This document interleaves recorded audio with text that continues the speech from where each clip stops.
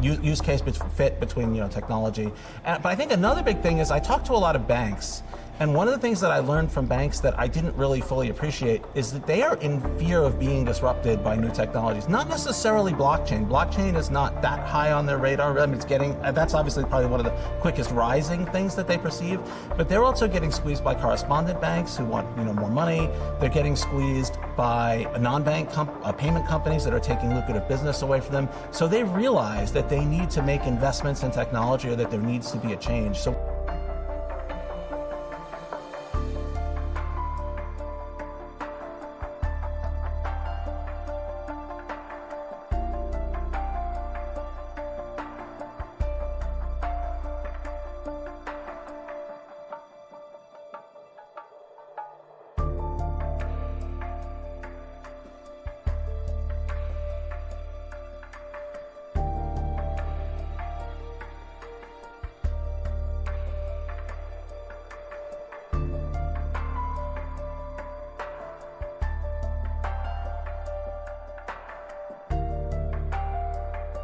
minimum amount of money in it, and I can add more later. And at most, it's 5 or 10 seconds rather than an hour. So one of the reasons I like Bitcoin is rather than building on top of the crappy existing financial plumbing, they ripped it up and started over.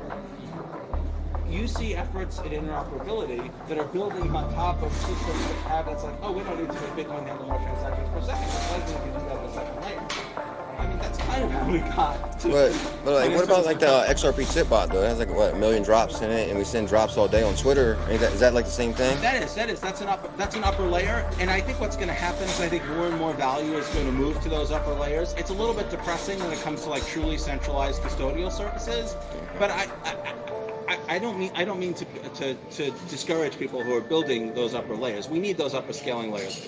Every transaction on a public ledger is inherently expensive because everybody has to process it, everybody has to store it, and if you imagine any public blockchain that did 1 million transactions per second, running a full node would be extremely difficult. Very few people would be able to do it. It is a public good. So anything we can get off the public ledger, as long as we can keep the public ledger open and accessible. If we get to the point where it costs $1,000 a week to run a full node, then for practical purposes, that lowest layer is not accessible. So I think the priority one is keep that lowest layer reasonable.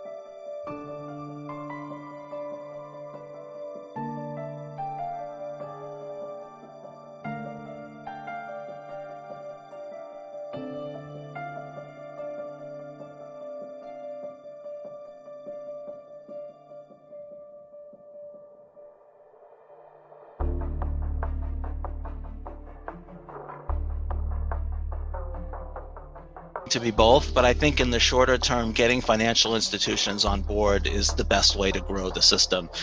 One of the analogies that I like to use is the way the internet grew. So in the very early days of the internet, it was basically just used by technical people, scientists, and researchers.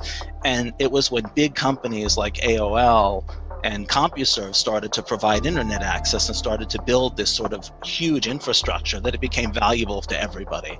And that's when you saw the next generation of products targeted directly at the internet, like Facebook and Twitter. So I think we're in that infrastructure stage now with Ripple. We're in that stage where we're trying to bring in big players, enterprises, banks, financial institutions, and that will make the platform useful for everyone.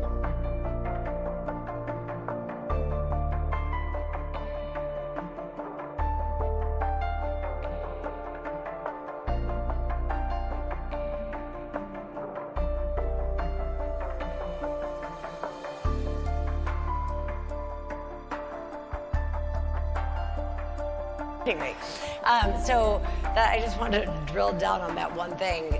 Have you noticed that there were more people coming in and more people interested in doing projects when the prices of all the crypto assets were rising than you're seeing now? I think more than we were seeing a couple of months ago. I think there has been a resurgence, which I think is really good. I'm not sure what's responsible for that, but I think there has been sort of a return to this idea that people are interested in moving into the space.